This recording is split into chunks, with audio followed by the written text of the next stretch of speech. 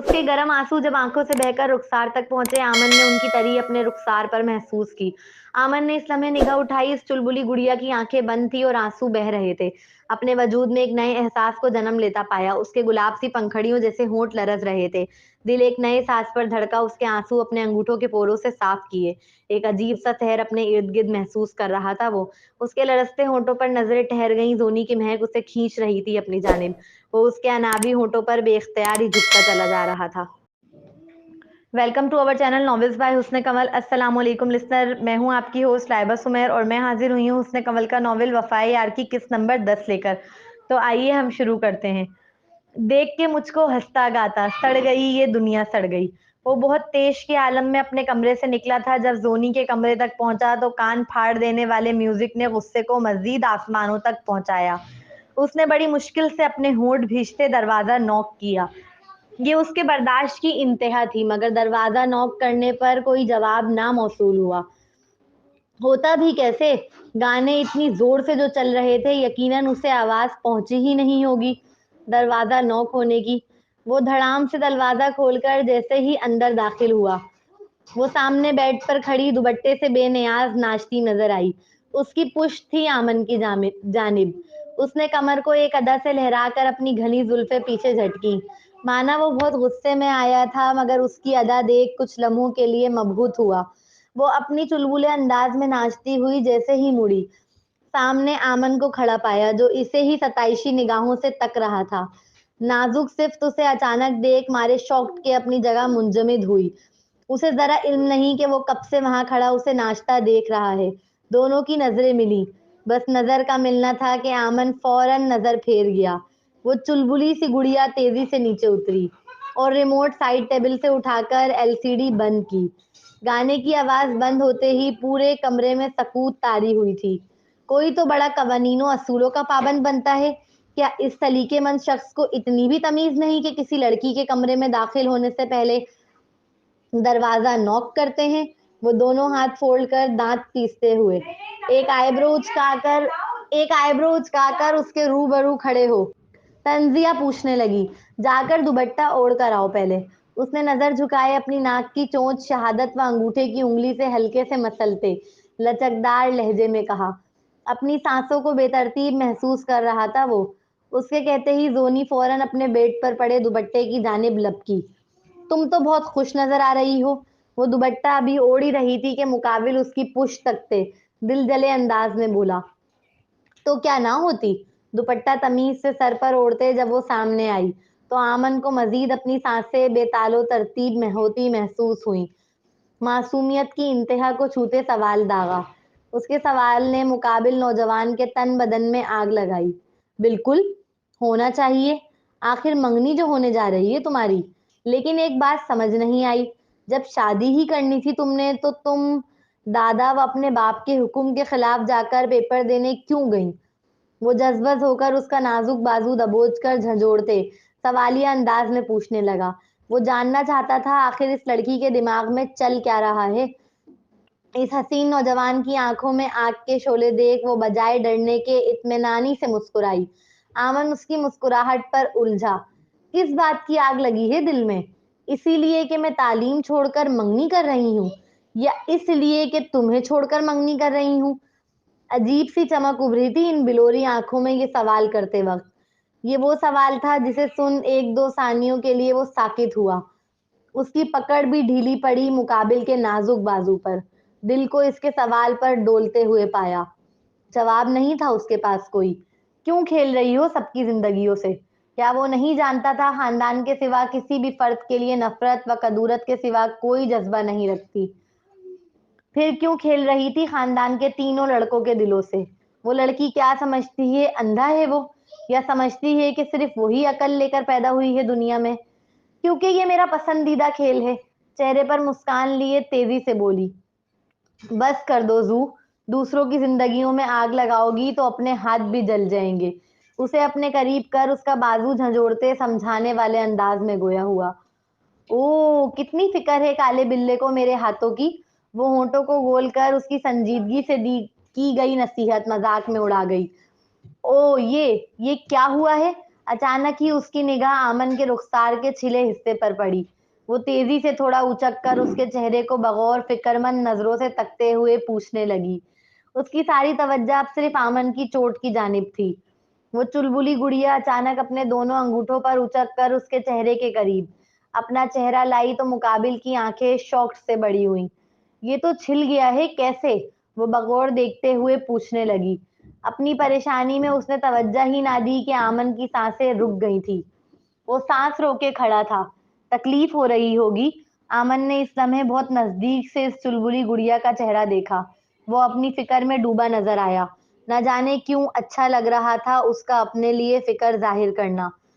अचानक दिल ने सवाल किया, क्या ये भी कोई नाटक है इसका, या वाकई इतनी फिक्र करती है इसकी? वो यही सोचते उसे तकने लगा। जोनी ने भी उसकी जानिब देखा। दोनों की फिर नजरें मिली। दूर हटो थोड़ा, अभी बात खत्म नहीं हुई है मेरी। वो फिर नजर फेरते करख्तगी से बोला। उसकी नजदीकी का एहसास दिलाने पर वो अगले ही पल एक कदम दूर हुई। नजरें झुकाकर वो अपनी गर्दन की पुश्त मसलने लगी। आमन के अचानक टोकने पर वो एम्बेरस फील कर रही थी। उसके गाल गुलाबी पड़ गए थे।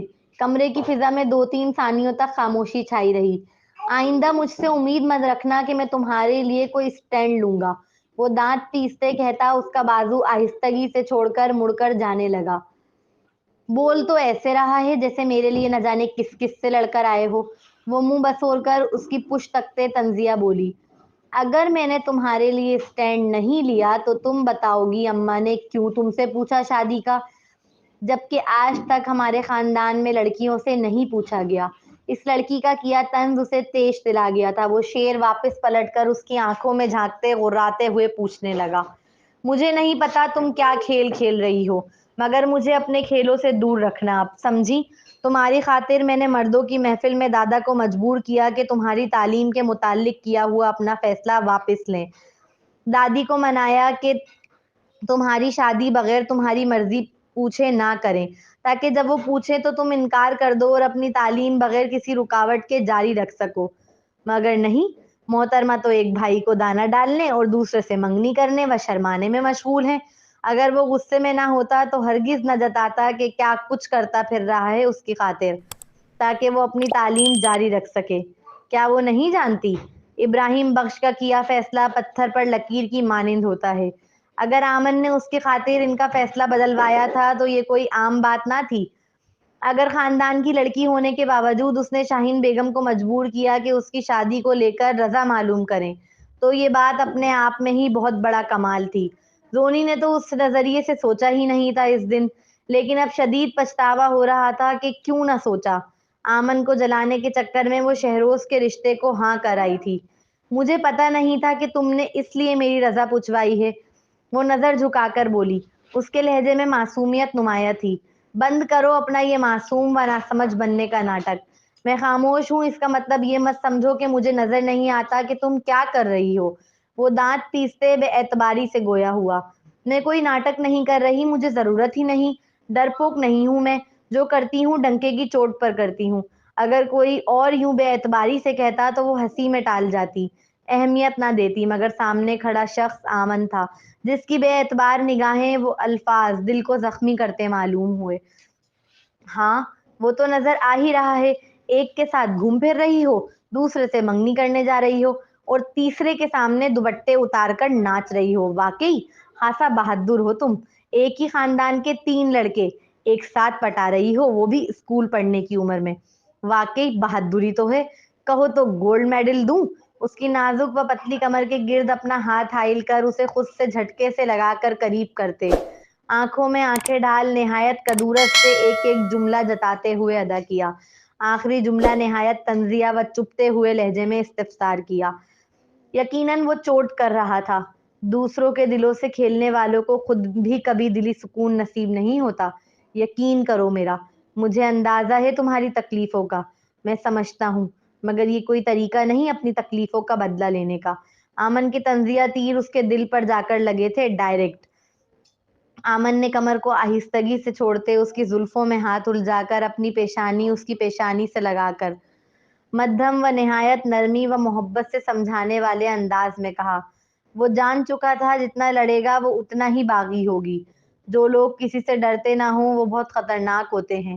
انہیں ہرانا و سمجھانا دونوں ہی آسان نہیں ہوتا. تم نہیں سمجھتے. لگا جیسے دکھتی رگ پر ہاتھ رکھ دیا ہو ظالم نے.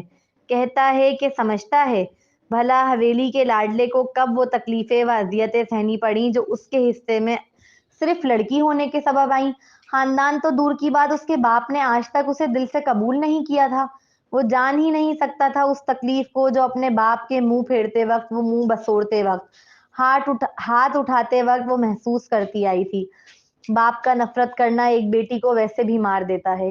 اس پر سونے پر سہاگا اس کا پورا خاندان، جو آمن شاہ میرو و شہروز کو تو سر کا تاج بنا کر رکھتے ہیں مگر اسے پاؤں کی جوتی سے بھی کمتر گمان کرتے ہیں.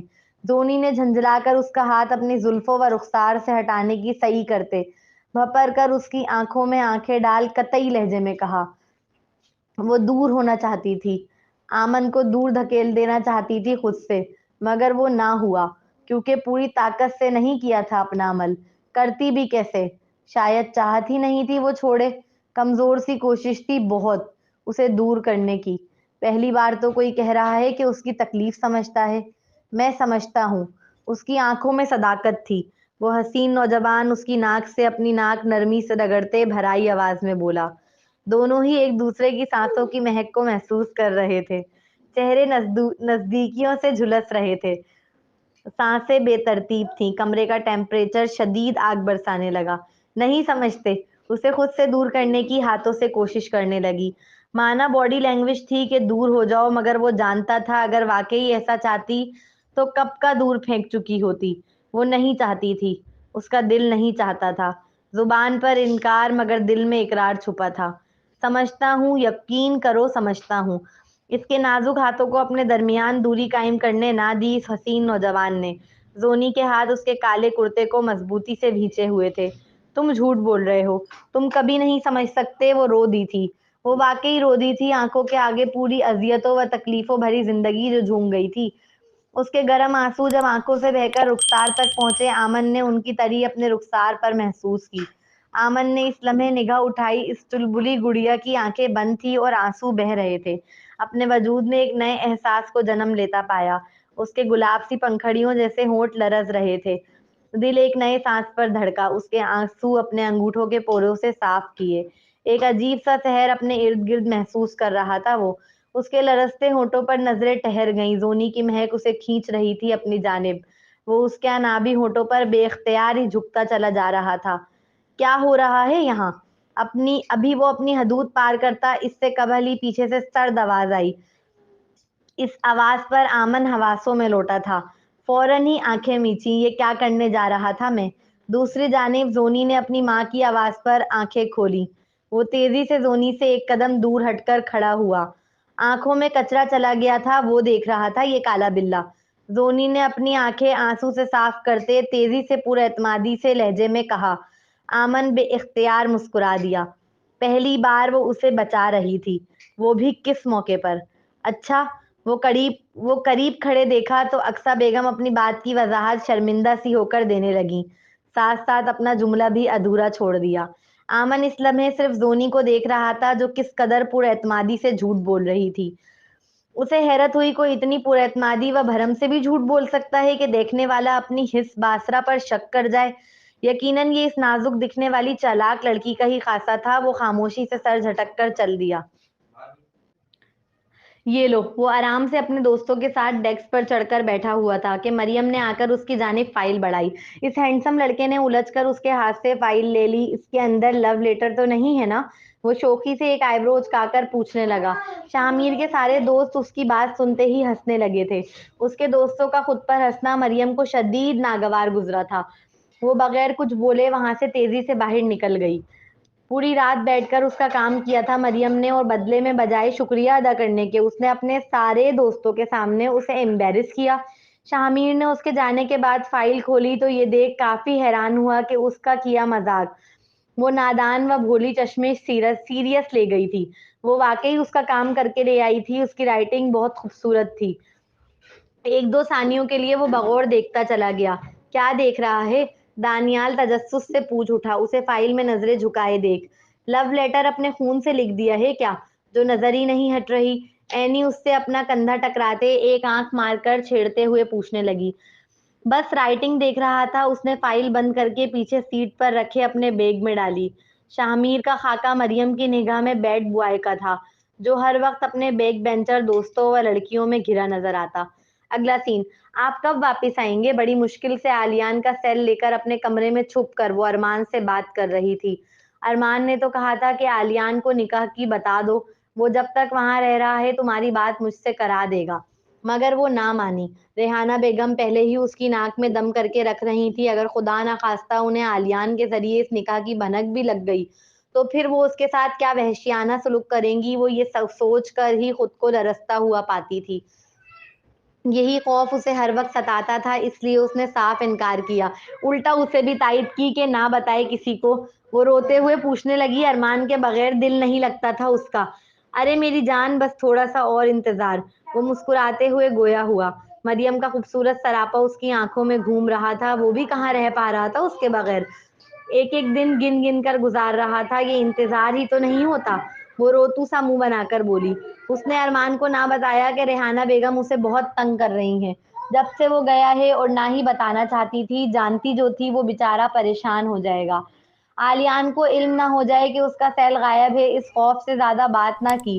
وہ تو یہی شکر کر رہی تھی کہ بات ہو گئی، چاہے کچھ منٹوں کی ہی صحیح. دل کو تھوڑا قرار آ گیا تھا اس کی آواز سن.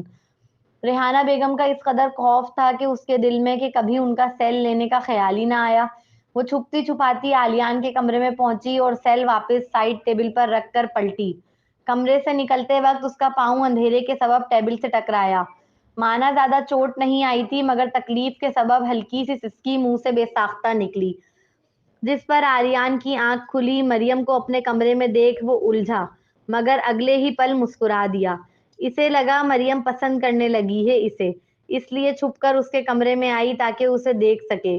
جب سے وہ آیا تھا مریم ہی اس کے سارے کام کر رہی تھی، جس کے سبب کچھ گمانی پیدا ہو جانا نارمل سی بات ہے، جبکہ وہ بیچاری تو اپنا چھوٹا بھائی و دیور گمان کر اس کے کام کر رہی تھی. مریم جیسی خوبصورت و سلجھے مزاج کی لڑکی کسی کو پسند کرے تو وہ کیوں کر خوش نہ ہو.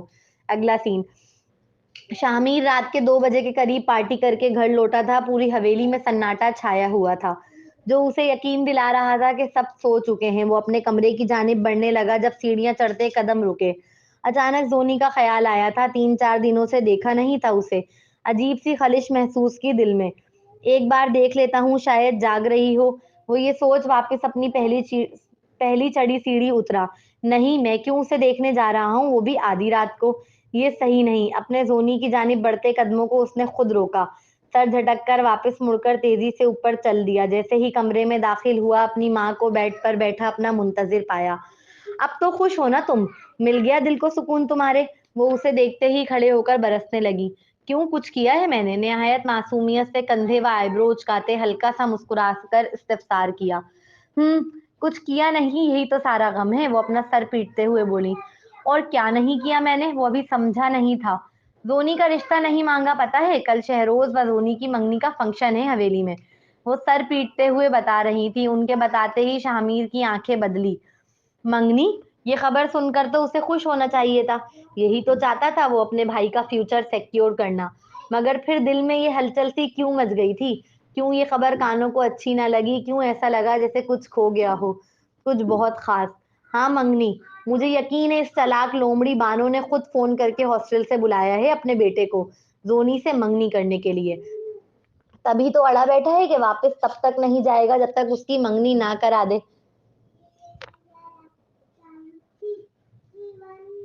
اگر تم ہاتھ مانگنے دیتے مجھے زونی کا تو یہ سب ہرگز نہ ہوتا. وہ دانت پیس کر ہاتھ ملتے ہوئے بول رہی تھی. شہروز بھائی ہے میرا، اس طرح کی باتیں نہ کریں. اس کی چاہت ہے زونی سے شادی کرنا، تو میں بیچ میں کیسے آ سکتا ہوں؟ وہ نظر چرا کر جواب دیتے فوراً ہی اپنا بیگ جو کندھے پر لٹکا تھا صوفے پر رکھنے لگا. وہ خود بھی اچھے سے جانتا تھا اس کے الفاظ کس قدر کھوکھلے ہیں. چاہت؟ نہایت طنزیہ لہجے میں وہ اس کا لفظ دہرانے لگی. پورے جملے میں اس کا سب سے قابل اعتراض لفظ یہی لگا تھا انہیں. کسے بیوقوف بنا رہے ہو تم، مجھے یا خود کو؟ सब जानते हैं जोनी में किस वजह से इंटरेस्ट है उसे, और तुम भी बहुत अच्छे से जानते हो, इसलिए बंद करो ये आंखों देखी मक्खी खाना। याद रखना बहुत पछताओगे तुम बाद में, जब शहरोज अपने रंग ढंग बदलेगा जायदाद का हिस्सा मिलते ही। अभी तो उसके पास कुछ है नहीं, इसलिए तुम्हें भाई भाई भाई करता है, और तुम बेवकूफ उसकी झूठी मोहब्बत के दिखावे में आ रहे हो। अभी शमीम बेगम उसे एहसास दिला रही थी कि वो कितनी बड़ी गलती करने जा रहा है जब वो उनकी जानिब रुक कर तेजी से बात काटते हुए बोला, मॉम प्लीज मैं थका आ रहा आया हूँ, कल बात करें। उसका लहजा निहायत खौफजदा व झंझलाया हुआ था। तुमसे तो कोई बात करना ही बेकार है, मगर याद रखना सांप को दूध पिला रहे हो तुम। एक दिन जब इस कनीज का जना तुम्हें डसेगा ना, तब तुम्हें पता चलेगा।